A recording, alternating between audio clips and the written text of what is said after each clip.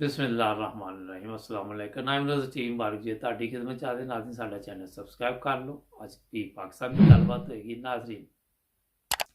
ਪਾਕਿਸਤਾਨ ਦੀ ਫੌਜ ਦੀਆਂ ਬੇਸ਼ੁਮਾਰ ਕੁਰਬਾਨੀਆਂ ਔਰ ਤੁਸੀਂ ਦੇਖੋ ਪਾਕਿਸਤਾਨ 'ਚ ਕਿਸੇ ਟਾਈਮ ਵੀ ਮੁਸ਼ਕਲ ਵਕਤ ਆਉਂਦਾ ਹੈ ਤੇ ਪਾਕਿਸਤਾਨ ਦੀ ਪਾਕ ਫੌਜ ਸਭ ਤੋਂ ਪਹਿਲੇ ਪਹੁੰਚਦੀ ਹੈ ਔਰ ਹਰ ਮੁਸ਼ਕਲ ਜਗ੍ਹਾ ਤੇ ਫੌਜ ਨੂੰ ਨਹੀਂ ਬੁਲਾਇਆ ਜਾਂਦਾ। चाहे सैलाब आ जाए, चाहे जलजिला आ जाए, चाहे करोना वायरस आ जाए या इस तरह दी होर भी कोई मुश्किलात मुल्क ते आन, पाक फौज के जवान जोड़े ने वो पहुँच जाते हैं और बेशुमार जवान शहीद हो चुके हैं। जंग होए, बार्डर होए, कोई भी जगह होए, फौज पहुँचती है और अपना टाइम भी देती है। क्या वजह पाकिस्तानी फौज ते पाकिस्तान की अवाम को इन्ना एतमाद भी है?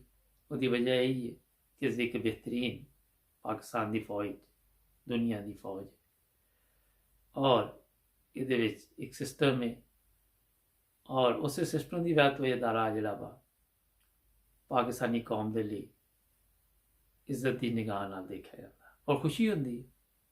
मगर कल एक गल की थी जज साहब ने सुप्रीम कोर्ट के उन्होंने भी ठीक किया कि कई लोग आके पाक फौज के खिलाफ गल्लां करते हैं, अफसोसनाक तकलीफ दे है। और इस तरह ही एक चीज़ और समझ नहीं आती कि सुप्रीम कोर्ट को हर तरफ तवज्जो दिलाने की जरूरत होती है। क्या दूसरे इदारे अपनी जिम्मेदारी नहीं पूरी कर रहे या सुस्त ने? की वजह तुसी अगर गौर करो कि कोई भी केस हो जाता पर जो नॉर्मल FIR दर्ज होनी होती वो भी सुप्रीम कोर्ट से जाता। पायलट पकड़े गए, उन्होंने FIR का भी आर्डर सुप्रीम कोर्ट ने दिता कि इन्हों सलामा दो जिन्होंने इन्हों लाइसेंस दिते, जिन्होंने इन्हों की मदद की थी उन्होंने गिरफ्तार करो या जो भी। की वजह कि दूसरे इदारे सुस्त ने या की वजह की ये सोचने वाली गल?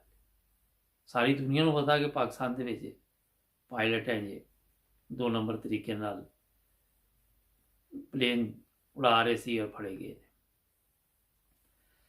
दो अदारे सुप्रीम कोर्ट और फौज पाकिस्तान के अपनी पूरी जिम्मेदारी अदा कर रही है। कोई केस भी होए जी देखो तुसी पिछे जो एक जी खतून सी ईसाई उदा भी सुप्रीम कोर्ट च केस सी, उत्थों ही उन्हें भी रिहाई मिली लेकिन 10 साल तक जेल च रही। हर चीज़ दे विच क्या दूसरे इदारे जिहड़े ने उन्होंने अपनी जिम्मेदारी का एहसास नहीं।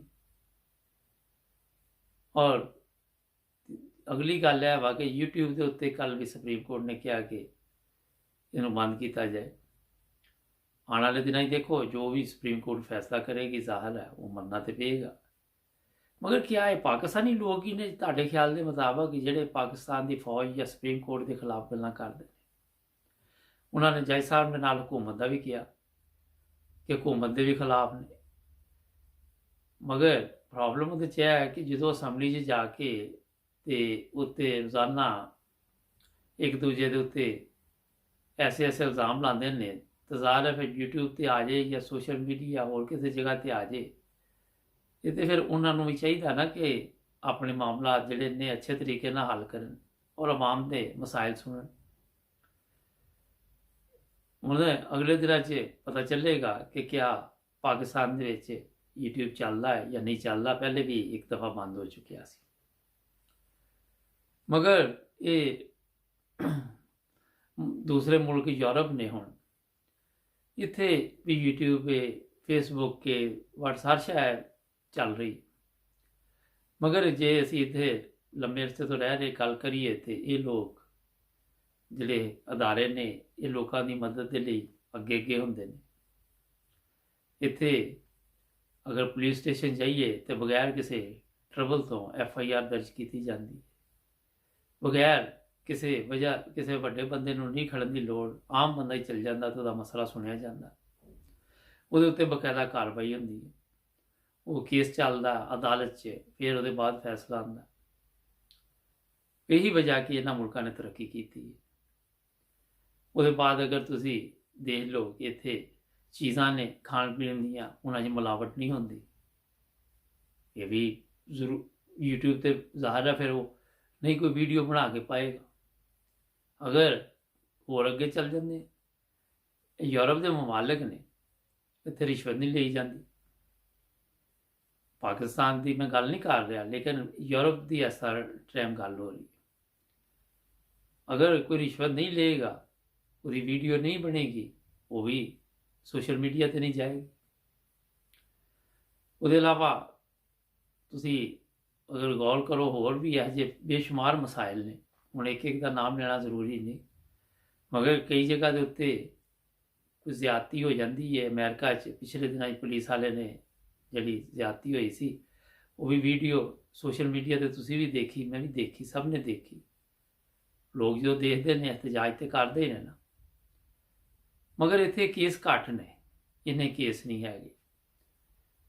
ਕੱਲ 2 ਦਿਨ ਪਹਿਲੇ ਸੋਸ਼ਲ ਮੀਡੀਆ ਤੇ ਤੁਸੀਂ ਦੇਖਿਆ ਕਿ ਪਾਕਿਸਤਾਨ ਰਾਵਲਪਿੰਡੀ 'ਚ ਉਹ ਲੜਕੇ ਨੇ ਆਪਣੀ ਮਾਂ ਨੂੰ ਤਸ਼ੱਦਦ ਕੀਤਾ ਔਰ ਗਾਲਾਂ ਕੱਢੀਆਂ ਗੰਦੀਆਂ। ਹੁਣ ਉਹ ਫੇਸਬੁੱਕ ਦੇ ਉੱਤੇ, ਸੋਸ਼ਲ ਮੀਡੀਆ ਤੇ ਆ ਕੇ ਮਾਫੀਆਂ ਮੰਗਦਾ ਪਿਆ।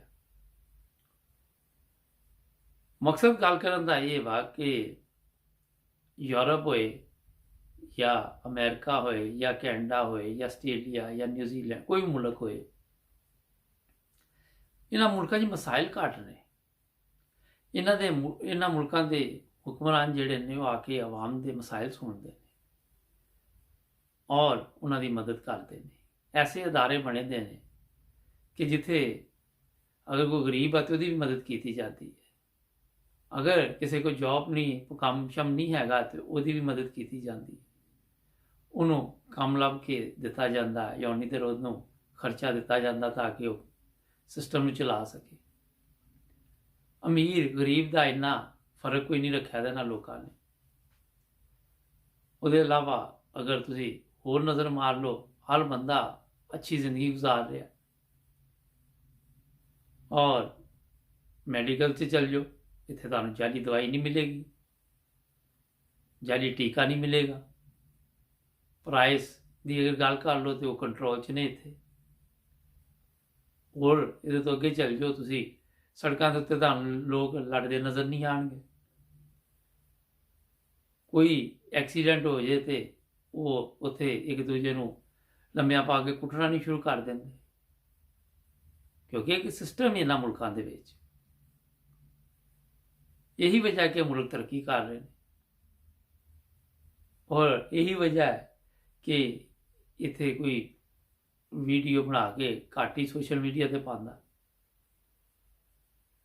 इत्थे जिहड़े लोग हुक्मरान बनते हैं उन्हां दे उत्ते इल्ज़ाम लग जाए कि तुसीं यह काम कीता ते वो अपने आप ही पिछे हट जाते हैं ताकि असी पहले अपने आप को अदालत च पेश करिए या जो भी है तरीकाकार उहदे मुताबक फिर असी दोबारा इंतखाबात लड़ लांगे। कई तो बिल्कुल ही छड्ड के चल जाते।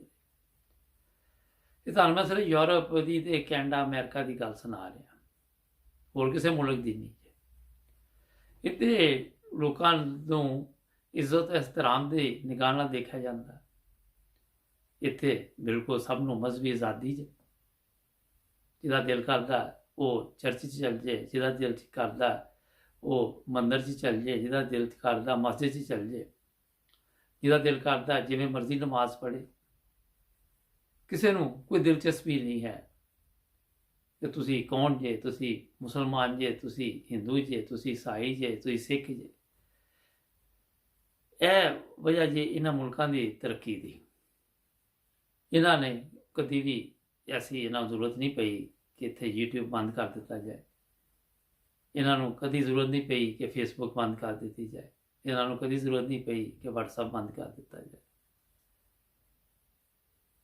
और इन्हां नूं भी कदी तुसीं नहीं देखोगे कि फजूल दे विच किते जाके जलसे कर रहे ने, जुलूस कढ़ रहे ने। टाइम ही नहीं है आवाम दे कोल, अपनी अपनी जिंदगी दे विच मसरूफ जिंदगी चल रही है। कोई इक्का दुक्का अगर कोई वाकया हो भी जाए, वो सोशल मीडिया ते आ भी जाए तो गौरमेंट उहदे तो पहले उहदे ते कंट्रोल कर चुकी होंदी इन्हां दे यूरोपीयन ममालिक दी। अज मैं कहा ਇਹਦੇ ਤੇ ਯੂਰਪ ਤੇ ਥੋੜੀ ਜਿਹੀ ਰੋਸ਼ਨੀ ਪਾਇਆ ਕਰੀਏ ਅਸੀਂ ਔਰ ਇਹਨਾਂ ਦੀਆਂ ਅੱਛਾਈਆਂ ਦੱਸਿਆ ਕਰੀਏ ਕਿ ਕੈਸੇ ਮੁਲਕ ਨੇ। ਕੱਲ ਫਿਰ ਮਿਲਾਂਗੇ ਤੁਹਾਨੂੰ 9+ ਟੀਵੀ ਦੇ ਉੱਤੇ। ਸਾਡਾ ਚੈਨਲ ਸਬਸਕ੍ਰਾਈਬ ਕਰੋ ਔਰ ਜੁੜ ਜਾਓ 9+ ਟੀਵੀ ਦੇ ਨਾਲ। ਆਪਣਾ ਖਿਆਲ ਰੱਖਣਾ।